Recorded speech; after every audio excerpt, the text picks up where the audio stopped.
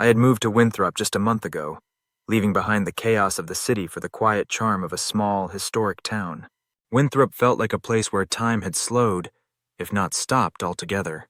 Cobblestone streets wound through neighborhoods of ivy-clad cottages and forgotten gardens.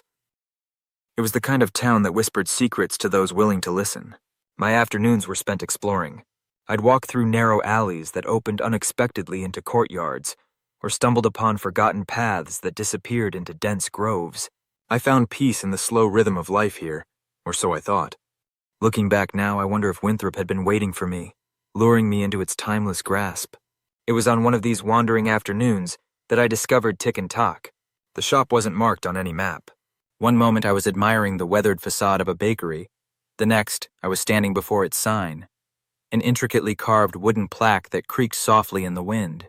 The words Tock were etched deep into the grain, their edges gilded in gold leaf that shimmered faintly in the overcast light. The windows were fogged with age, offering only fragmented glimpses of what lay inside. I pressed my face to the glass and saw a kaleidoscope of clocks. Ornate grandfather clocks with gilded pendulums, delicate cuckoo clocks adorned with tiny carvings, and shelves lined with pocket watches glinting faintly. Each one seemed caught in suspended animation. Curiosity pulled me through the door. The scent of aged wood and varnish filled the air, mingling with a faint metallic tang. It was a stillness unlike any I'd experienced before, as if the shop itself existed outside the bounds of time. Behind the counter stood a man who might have been carved from the same wood as the clocks. His frame was wiry, his features sharp, his pale skin almost translucent. His eyes, sunken and shadowed, seemed to absorb the dim light around him. "Welcome," he said, his voice low and measured, as though he was careful not to disturb the quiet. My eyes immediately found the pocket watch. It sat in solitary splendor beneath a glass dome at the center of the room. Unlike the other clocks, which seemed to fade into the dimness, this watch almost glowed. Its case was a masterpiece of craftsmanship, etched with swirling patterns that seemed to shift and shimmer as I stared. On its back, an inscription gleamed faintly. "Time waits for no one, except you." "It's beautiful," I murmured, pressing my fingers to the glass. The shopkeeper's expression darkened. He stepped closer to the glass case, his long fingers brushing against its surface. "That one isn't for everyone," he said. "And if you choose to take it, remember one thing, don't wind it." "Why not?" I asked, half joking, but the weight of his words settled in the room, turning my question into a whisper. "Some doors," he said slowly, "should remain closed." A shiver ran through me, but the watch's beauty was irresistible. Something about it spoke to me, a silent promise of wonder, of possibilities beyond my understanding. The shopkeeper hesitated, his hollow eyes scanning my face as if searching for something. Finally, he unlocked the case and handed me the watch. It was heavier than I expected, its surface cool and smooth against my skin. "It's yours," he said, his voice heavy with resignation. "But remember, don't wind it." As I stepped outside, clutching the watch, the air felt sharper, the world brighter. The ticking that had haunted me for weeks was gone. In its place was a strange sense of exhilaration, as if I had stepped into a new chapter of my life. For the first few days, the watch sat untouched on my nightstand. I admired it from a distance, running my fingers over the cool metal surface, but I didn't wind it. Not until that night. It was late, unable to sleep. I picked up the watch and turned it over in my hands. The inscription gleamed faintly in the moonlight, and before I could stop myself, I turned the small, ornate key embedded in its side. The world around me seemed to shudder, as though reality had taken a breath and held it. When I looked up, everything was still. The clock on my wall had stopped mid-tick, its second hand frozen. Outside, the trees stood motionless, their leaves suspended in mid-air. Even the hum of the refrigerator had gone silent. I stepped outside, my breath misting in the cool air. The street was eerily quiet. A cat perched on a fence stared at me with unblinking eyes. A cyclist, frozen mid-pedal, hovered on the edge of falling. It was as though time itself had stopped, leaving me to move freely through its frozen tableau. At first, it was exhilarating. I wandered the streets of Winthrop, exploring every corner and crevice of the frozen world. The stillness was hauntingly beautiful. At the park, a fountain's water hung mid-air, glinting like diamonds in the faint moonlight. Birds were suspended mid-flight, their wings stretched wide, as if time had forgotten them. I peeked into the bakery, marveling at the freshly baked loaves of bread that would never cool. The aroma hung in the air, tantalizing and timeless. I walked behind the counter, something I would never have dared do otherwise, and sampled a croissant. It was warm and buttery, a moment of pure indulgence in the surreal stillness. At the library, I let my fingers trail along the spines of old books. Each one seemed to whisper stories frozen in time, their pages forever paused. I opened one and found a sketch of a clock, almost identical to the pocket watch in my hand, scribbled in the margins.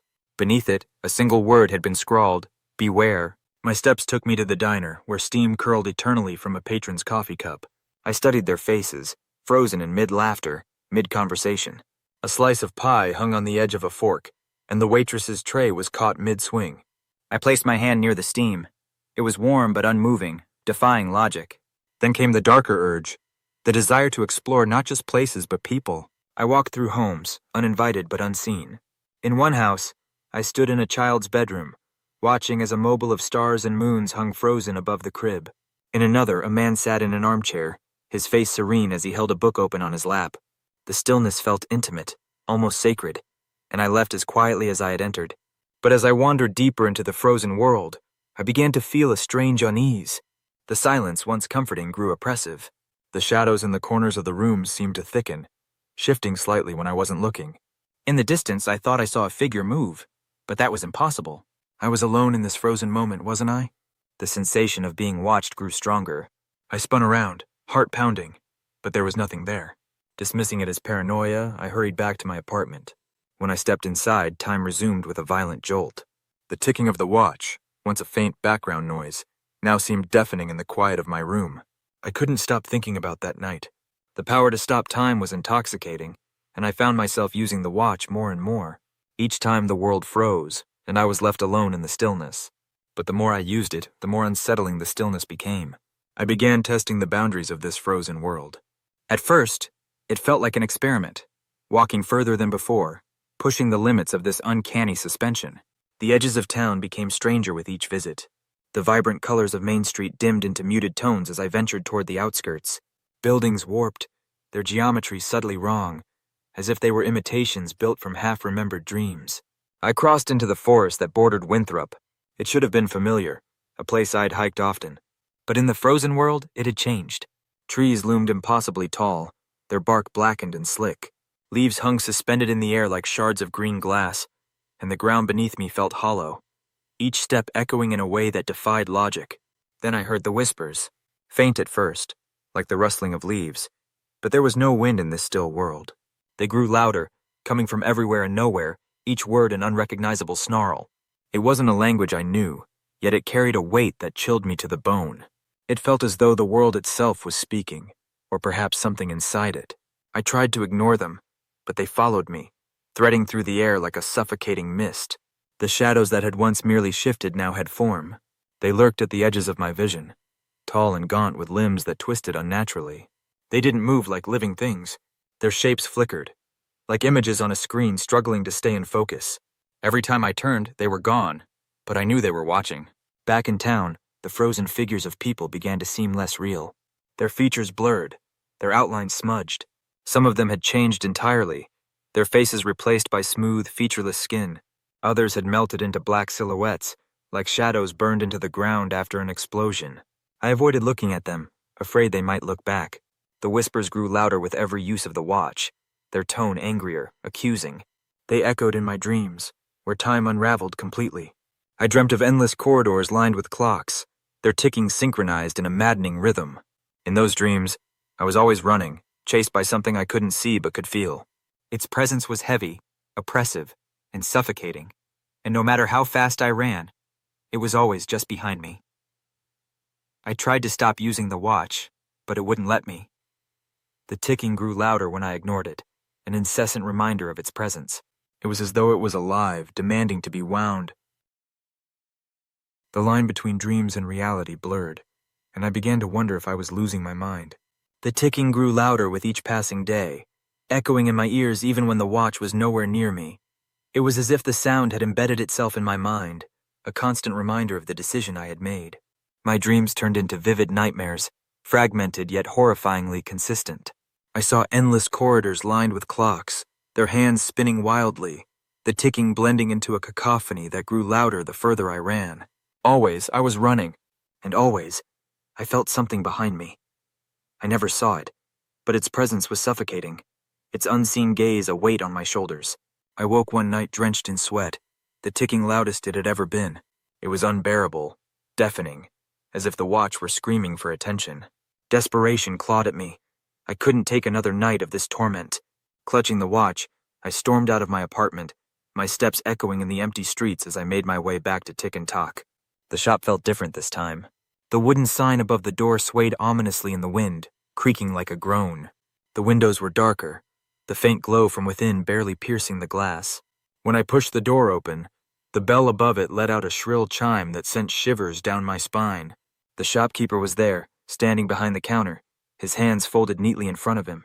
His expression was unreadable, but his sunken eyes held a strange mixture of resignation and pity. It was as if he had been waiting for me all along. "You wound it," he said, breaking the silence. His tone wasn't accusatory, but there was no mistaking the weight of his words. "What is this thing?" I demanded, slamming the watch onto the counter. My voice trembled with a mix of fear and anger. "What's happening to me?" He sighed deeply, his shoulders sagging as if the weight of my question added to a burden he had been carrying for years. "That watch isn't just a timepiece," he began. "It's a doorway.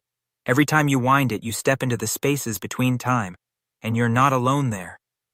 "The spaces between time?" I echoed, my voice barely above a whisper. My throat felt dry, as though the very act of speaking the words drained me. He nodded slowly, his eyes flickering to the watch on the counter. "A void," he explained, his voice low and measured, "where the keepers dwell. They are ancient beings, older than time itself. They ensure that time flows as it should, unbroken and unaltered. But when you wound that watch, you disrupted their order. And they noticed." I felt a chill spread through me, seeping into my bones. "What do they want?" "To correct the disruption," he said simply. "To restore balance.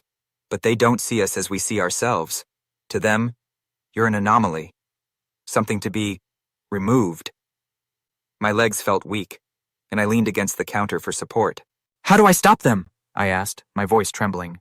The shopkeeper's expression darkened. "You can't," he said. "The watch has chosen you. The only way to slow them down is to stop using it. But even then, they've already noticed you. The more you used it, the closer they came. And now—" He trailed off, his gaze shifting to something behind me. I spun around, my heart pounding, but there was nothing there. The shadows in the corners of the room seemed deeper, darker, as if they were watching me. The air grew colder, and the ticking of the clocks around us grew louder, merging into a discordant symphony that made my head throb. "They're closer than you think," the shopkeeper murmured. "They're always watching, waiting for the right moment to strike." The walls of the shop seemed to close in, the air pressing against my chest. I couldn't breathe. I grabbed the watch and stumbled toward the door. As I reached it, the shopkeeper's voice called out behind me. "Whatever you do," he said, his tone urgent, "don't wind it again. Every time you do, you let them in a little more." I didn't look back. I fled into the night, the weight of the watch in my hand feeling heavier than ever. The ticking followed me home, relentless and unyielding, a constant reminder that I was no longer safe. No matter where I went, they were there, just out of sight, waiting. The world around me began to change. Even when I wasn't using the watch, time felt wrong. It was subtle at first, a strange hesitation in conversations, like people were momentarily forgetting their words. Small actions looped unnaturally. A barista pouring coffee into the same cup over and over. A child on a swing endlessly rising but never descending. These moments were fleeting, but they lingered in my mind long after they passed. Soon the distortions became impossible to ignore. People moved in strange, jerky motions, their limbs lagging as though time itself struggled to pull them forward. Their actions repeated unnaturally. My neighbor, Mrs. Hensley, watered her plants every morning, but now she stood frozen on her porch, the watering can endlessly tipping over the same patch of soil. The water never reached the ground. Buildings flickered between states of decay and restoration, like they couldn't decide what era they belonged to. The clock tower in the center of town, once a comforting landmark, now appeared fractured, its hands spinning wildly at random intervals. One night, I woke to find cracks forming on my bedroom walls, At first, I thought it was structural damage, a result of the old building settling. But as I stared, the cracks spread unnaturally, branching out like veins. They weren't just physical cracks, they were fractures in reality itself. Through them, I saw the void, a swirling, infinite expanse of darkness. And within it, shapes moved, shadowy figures with elongated limbs and empty eyes. Their movements were slow, deliberate, and impossibly fluid, like ink spreading through water. They were the keepers, and they were watching me. The whispers started soon after. At first, they were faint, indistinct murmurs that I could almost convince myself were just the wind. But they grew louder, more distinct, until they became an ever-present hiss in the back of my mind. They spoke my name now, stretching it out like a mocking chant. Their voices were distorted, like they were underwater, and every word they spoke sent a chill down my spine. Shadows in my apartment seemed alive, writhing and stretching toward me when I wasn't looking. I would catch glimpses of movement out of the corner of my eye, figures that disappeared the moment I turned my head. The watch glowed faintly on my nightstand, its ticking deafening in the suffocating silence of the room. It felt like a heartbeat, pulsing with a malevolent rhythm that I couldn't escape. One night I couldn't take it anymore. I wound the watch again, desperate to understand what was happening. As the key turned, the world froze, just as it had before. But this time, something was different. The cracks in reality spread wider, and through them the keepers stepped into my world. Their forms were towering and twisted, their limbs impossibly long and thin.